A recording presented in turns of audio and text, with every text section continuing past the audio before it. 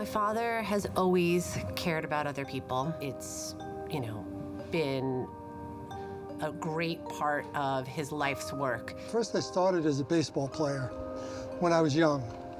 And in 6th grade, I had a teacher who showed me basketball. And I took to basketball right away. We played against each other in basketball as kids.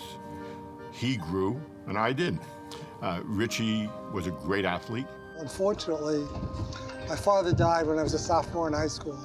And I was going to a private school, and we found out that we really couldn't afford the school.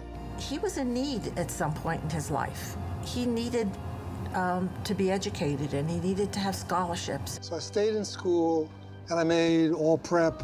He was a basketball player when I met him. He went to school on a basketball scholarship. I wound up getting a full scholarship to the University of Vermont. And I think part of that is why he is so comfortable with giving back. Growing up in my house, it was always, a message about philanthropy. The lessons that we learned was you work very hard and you make your own luck. The luck will come. When you get that luck, spread it around. He became interested in tennis overwhelmingly when there was somebody in his office who was a good tennis player, and he had it in his head that he had to beat him. Actually, he met Billie Jean. I met Patrick through Billie Jean King. Patrick said, I'm president of the USTA Foundation.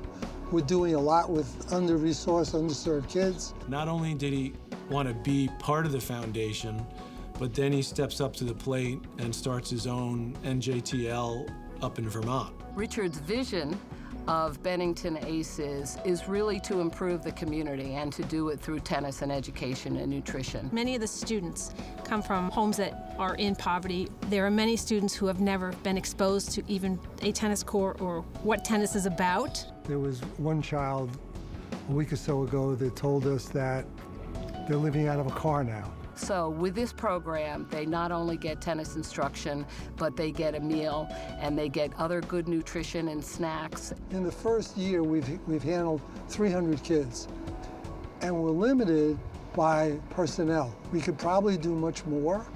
So that's our project now, is to increase our staffing. He understood on some level that there was a need, and it struck a chord with him, and he's very committed to it, and it's very dear to his heart now. We're going to make a difference to a lot of the kids in Bennington, Vermont, and on my bigger job, which is on the board of the foundation, to children around the country. He's doing it from his heart. He's giving back to what he loves. And how can you give back? To help people who aren't as fortunate as you. The fact that he was able to really put his own program together, I think really says a lot about who Richard is and what tennis and giving back means to him.